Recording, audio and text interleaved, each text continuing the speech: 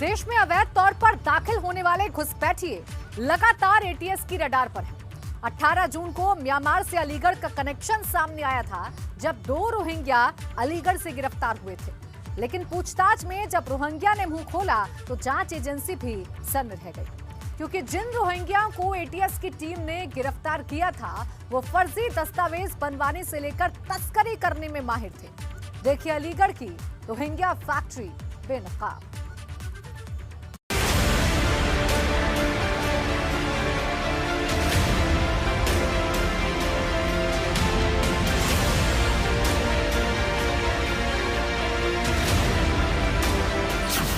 ATS की radar पर घुसपैठिए, Myanmar का अलीगढ़ कनेक्शन,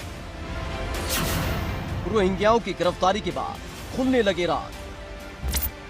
इस साल जनवरी में एटीएस को सफलता हाथ लगी थी, जब अवैध तौर पर रह रहे रोहिंग्या को गिरफ्तार किया गया था और उसके बाद परत दर परत खुलती चली गई थी कि कैसे अवैध तौर पर ये रोहिंग्या न सिर्फ देश में दाखिल हुए, बल्कि फर्जी दस्तावेजों के जरिए कई और लोगों को देश में एंट्री दिलवाई।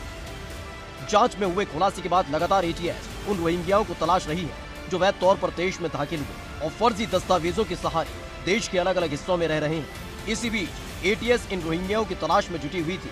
तभी पिछले हफ्ते 18 जून को अलीगढ़ में एटीएस की छापेमारी हुई, जिसमें अलीगढ़ से 2 रोहिंग्याओं की गिरफ्तारी हुई। मोहम्मद रफी और आमीन को गिरफ्तार किया गया। अलीगढ़ में रह रहे थे दोनों रोहिंग्या। असली पता परिकम मांगडू, म्यांमार।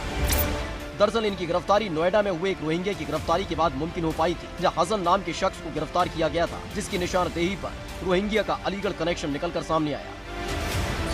अलीगढ़ में 45 रोहिंग्या परिवारों की मौजूदगी, मजदूरी के जरिए कर रहे गुजारा।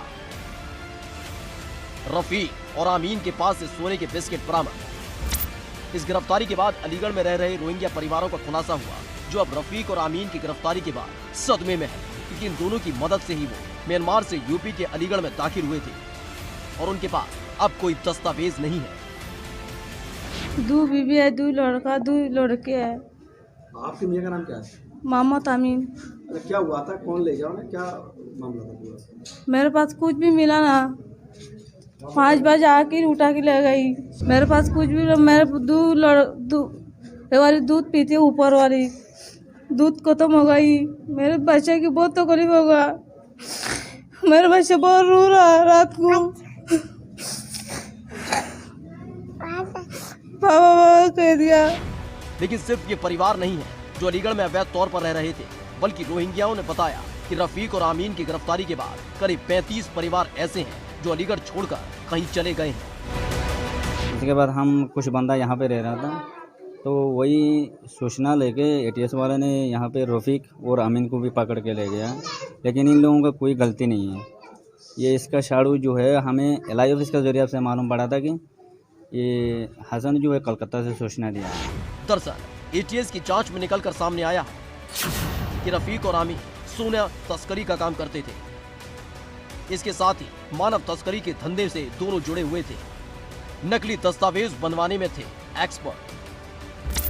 फिलहाल लगातार एटीएस रफी और आमीन के साथ साथ हसन से भी पूछताछ में जुटी है कि आखिर कितने रोहिंग्या परिवारों को अब भारत में अवैध तौर पर एंट्री दिलवा चुके हैं। साथ ही इनके तार किन किन राज्यों और जिलों तक फैले हुए हैं। यही नहीं, एटीएस की रडार पर वो कर्मचारी भी हैं जो फर्जी दस्तावेज बनवाने में इन रोहिंग्या की मदद करते थे। एबीपी गंगा के लिए अलीगढ़ से प्रदीप की रिपोर्ट।